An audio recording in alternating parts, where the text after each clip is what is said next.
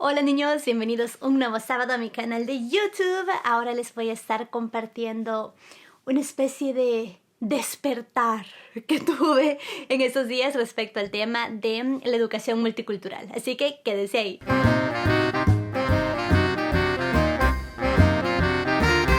Esta historia empieza en mi búsqueda de materias para registrar en la universidad.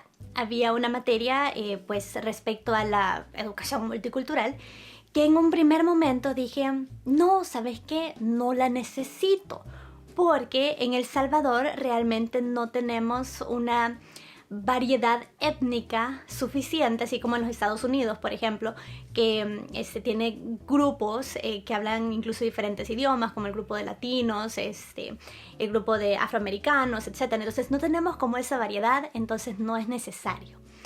Al final, para no hacerles larga la historia, porque siempre hablo demasiado y hoy no quiero hablar demasiado, decidí pues igual inscribir la materia porque dije no me hace ningún daño pues tener conocimiento en este aspecto. Vaya mi sorpresa cuando empecé a leer, porque ahorita aunque estamos ya en clases, algunos profesores han como optado por darnos como mucho material de lectura. Específicamente en esta clase, por ejemplo, nos han dado, no hemos tenido todavía una sesión de clase con el profesor enfrente y ya tenemos que entregar un ensayo sobre educación multicultural. Entonces hemos tenido que leer bastante material para poder hacer ese ensayo. Y me cayó como un balde de agua fría todo este conocimiento que dije, estaba equivocada, o sea, no tenía absolutamente ni idea en realidad de lo que significaba la multiculturalidad. La educación multicultural. Así que me fui a mi Instagram y les pregunté a través de una encuesta en redes sociales, en las historias del Instagram, si ustedes consideraban que había necesidad en El Salvador de tener educación multicultural. Para mi sorpresa, yo pensé que la mayoría iba a decir que no, pero para mi sorpresa, al menos ahorita que estoy grabando este video, el 81% de todos los que votaron dijeron que sí, que era necesario. Y todavía les pregunté, pues, si ya sea que votaron que sí o que no, que si me podrían explicar la razón. Porque me pareció curioso que tantas personas dijeran que sí. Ahora, cuando leí todos sus mensajes sobre el por qué sí, muchos, la gran mayoría, aunque hubo un par de gente que sí lo tomó como realmente hacia el lado que es, pero la gran mayoría pensó en educación multicultural que beneficiaría a El Salvador para tener una perspectiva más amplia de la cultura de afuera. Por ejemplo, para saber que no todos los asiáticos son chinos, o sea que están los chinos que son de China, están los japoneses, los surcoreanos, los coreanos, los norcoreanos, etc. O sea, para saber más sobre culturas de afuera y poder nosotros pues integrarnos a un mundo globalizado de manera un poco más fácil. Y sí, la educación multicultural tiene que ver con diferentes etnias, así es como yo lo pensaba antes, pero tiene que ver con mucho más que eso. Y entonces tuve como este despertar respecto al significado de la educación multicultural. Para empezar a explicarlo, creo que primero tenemos que definir cultura. Cultura es el conocimiento compartido de creencias y valores. Sin embargo, la cultura está presente en diferentes grupos. De hecho, un grupo es definido como un sistema social con una cultura, que tiene una cultura. Y al mismo tiempo, un grupo también es un colectivo de personas que comparte una identidad y un sentido de pertenencia. Entonces estamos hablando que cultura no solo se refiere a la cultura de los Estados Unidos, la cultura de los afroamericanos, la cultura de los latinos, la cultura de los asiáticos, sino también de pequeños grupos que existen en nuestra sociedad. Y la intención general de la educación multicultural es que todos esos diferentes grupos que tienen diferentes culturas puedan obtener una educación igualitaria, que todos tengan acceso como al mismo tipo de educación, a las mismas oportunidades. Y una de las dimensiones que a mi juicio es la más importante sobre la educación multicultural es la reducción de los prejuicios. ¿A qué se refiere esto? En términos educativos, por ejemplo, hablemos de un grupo que no es nada pequeño, pero que ha tenido una lucha histórica por alcanzar igualdad en todos los términos, incluso en el aspecto, no en el ámbito educativo. Y estamos hablando del género. Las mujeres son un grupo que tienen una cultura y por ende se define como educación multicultural. ¿Qué pasa con las mujeres dentro de los colegios o dentro del sistema educativo? El sistema educativo actual está como diseñado más como con tendencia hacia el hombre. Pues era reconocido en épocas pasadas que era más común que los hombres fueran los que buscaran prepararse académicamente. Aunque esto ha cambiado, la forma de enseñanza dentro de la pedagogía, dentro de la forma de enseñar, sigue siendo hasta cierto punto centrada o a la forma de entender las cosas de los hombres. Entonces las mujeres están en cierta desventaja dentro del sistema educativo. Hay, por ejemplo, datos en los que las mujeres, las niñas, tienen como que igual desempeño en matemáticas que los niños en grados muy bajos, pero a medida que se va subiendo académicamente, o sea, quinto, sexto, séptimo, bachillerato, esa diferencia va cambiando, o sea, esa como igualdad se pierde porque el sistema, la forma de enseñar, como que beneficia más a cómo entienden los hombres que cómo entienden las mujeres. Así que podemos decir en términos muy amplios que realmente estas cuestiones multiculturales, como de la educación multicultural, lo que busca en realidad es eliminar la discriminación. Y la discriminación no solo hacia etnias, aunque tiene que ver, o sea, las etnias son grupos, pero también hay diferentes grupos que sí están presentes dentro de nuestra sociedad. Un grupo, por ejemplo, que es muy discriminado en la actualidad es el grupo LGBT, o sea, los gays, lesbianas, gays, bisexuales y transexuales, creo que significan las siglas. Y en realidad esto, aunque yo sí ya lo había considerado, nunca lo había como tenido en cuenta dentro de la perspectiva de que forman una cultura en sí misma. Y sin embargo, si se ponen a pensar, se discriminan a las personas, llamémosle homosexuales, pero se discrimina a ese grupo de personas basadas en sus preferencias. Por ejemplo, o sea, no sé ustedes, pero yo nunca he visto a un hombre discriminar a otro hombre, porque digamos, sigamos usando Pedro, pobre Pedro y Pablo.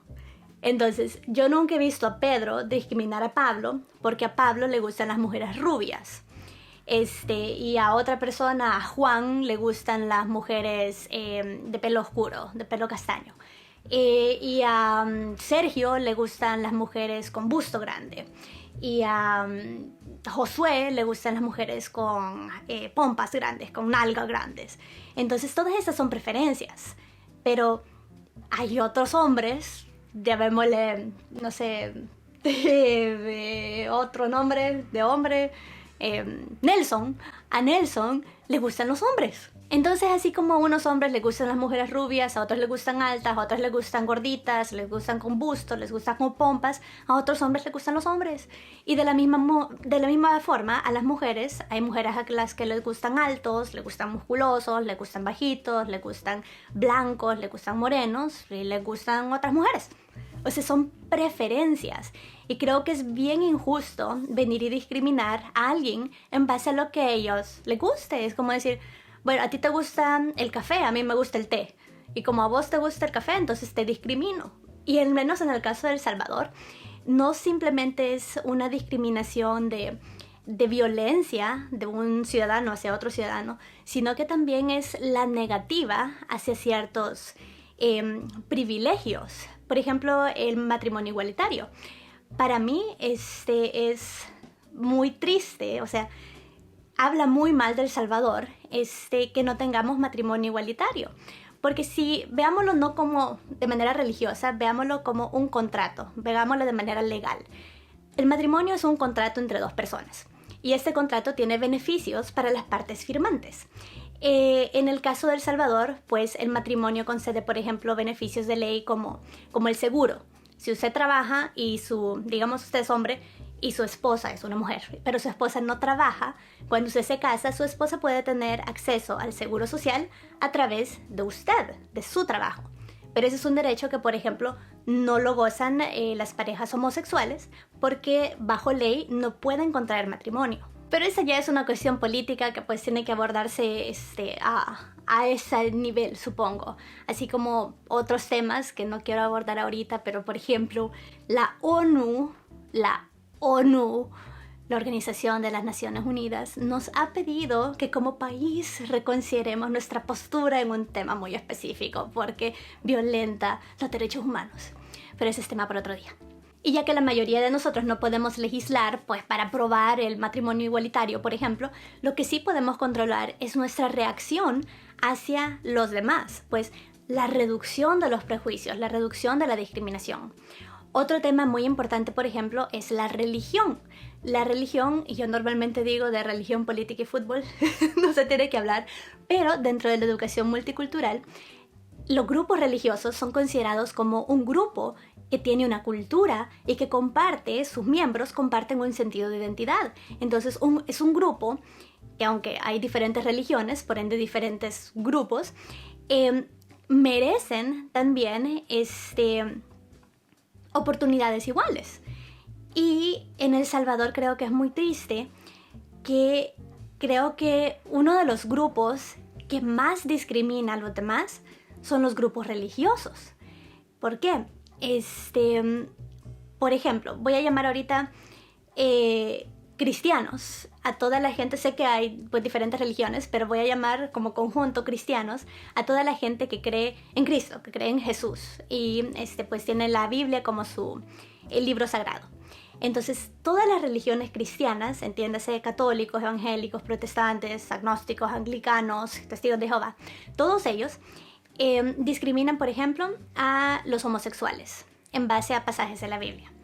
También discriminan a la mujer, y ahí me van a cuestionar, pero la mujer no se discrimina en el sentido de sos mujer, no vengas a las reuniones, no vengas a misa.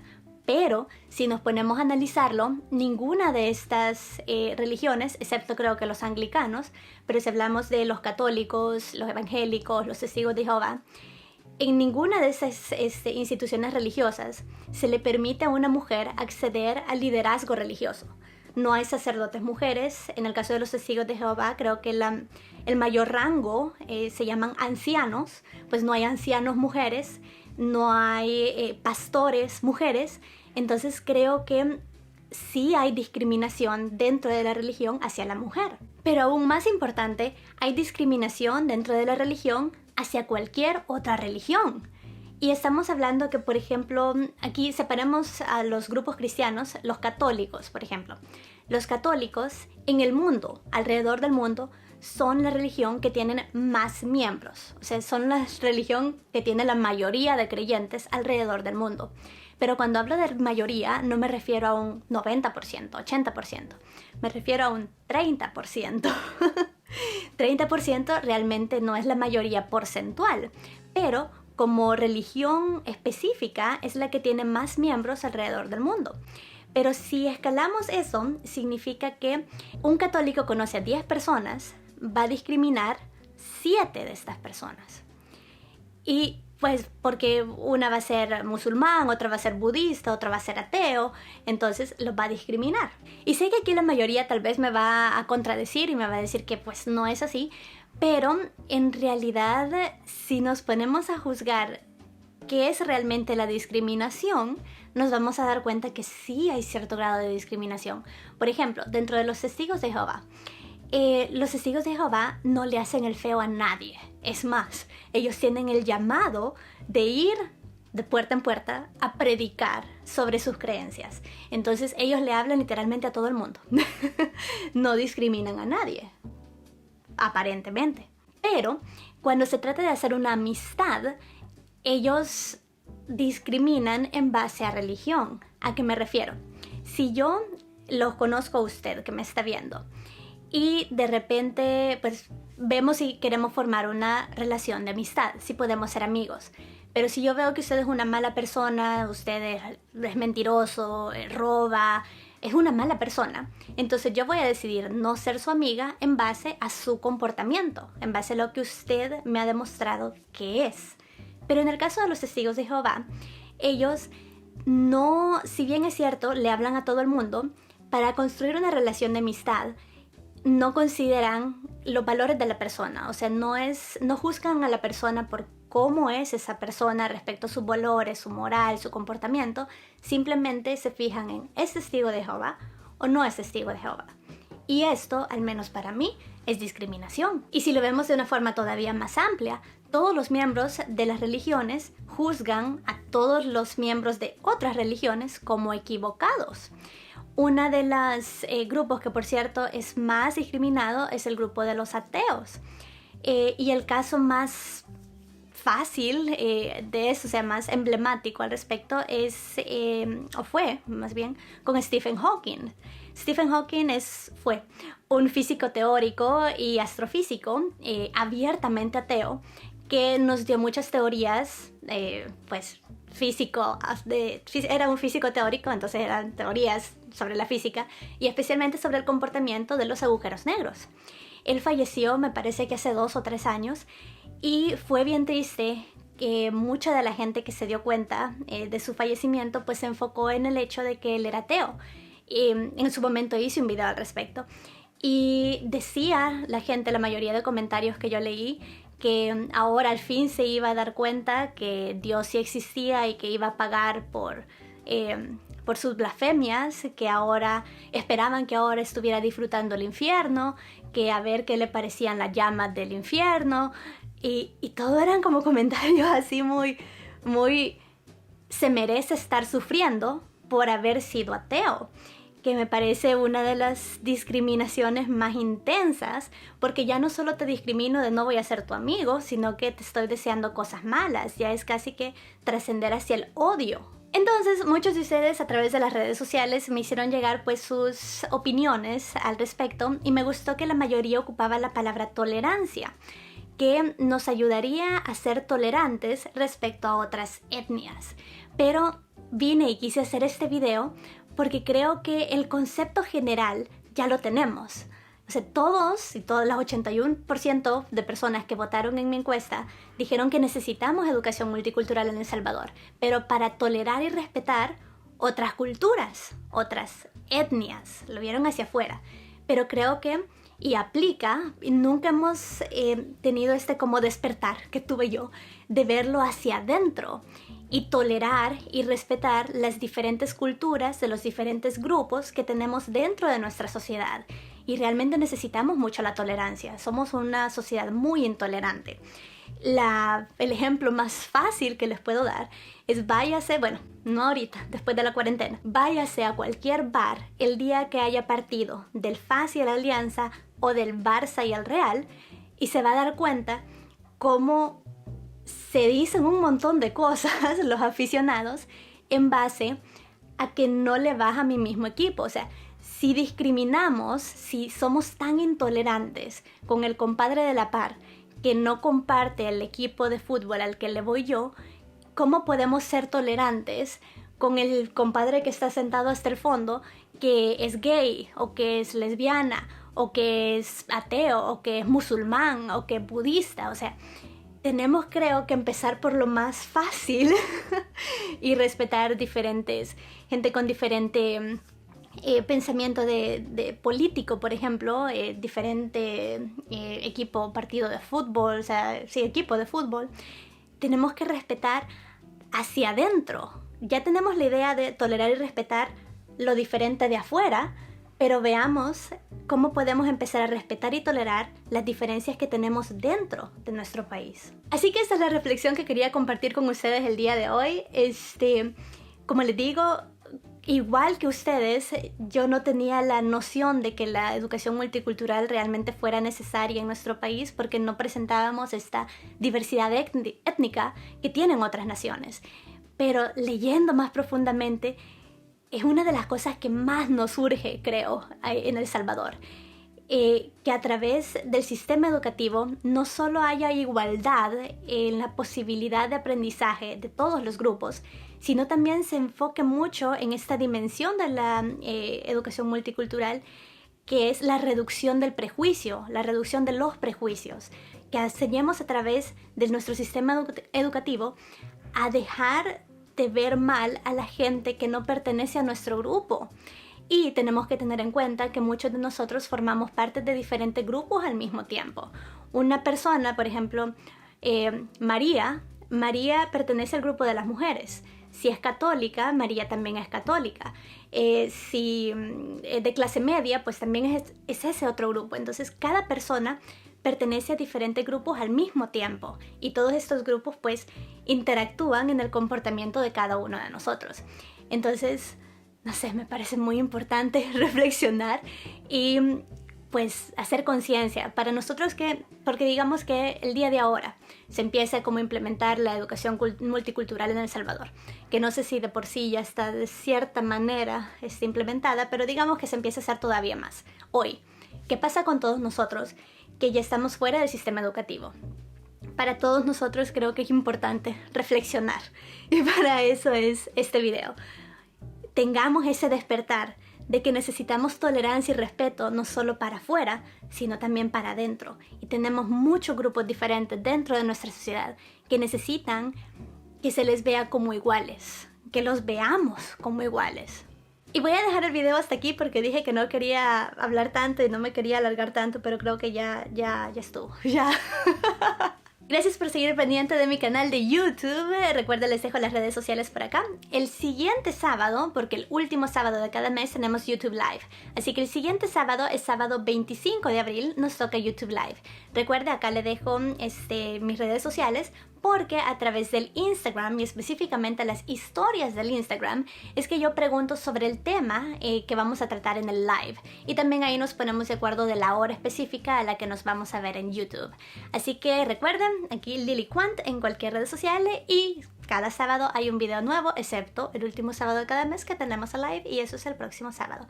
Gracias por estar pendientes. Ojalá que le haya dejado ahí el granito de la duda sobre si realmente estamos respetando al prójimo y si realmente la educación multicultural la podemos ocupar también para generar respeto y tolerancia dentro de nuestra propia sociedad. Esa era la intención. Chao, los veo el otro sábado.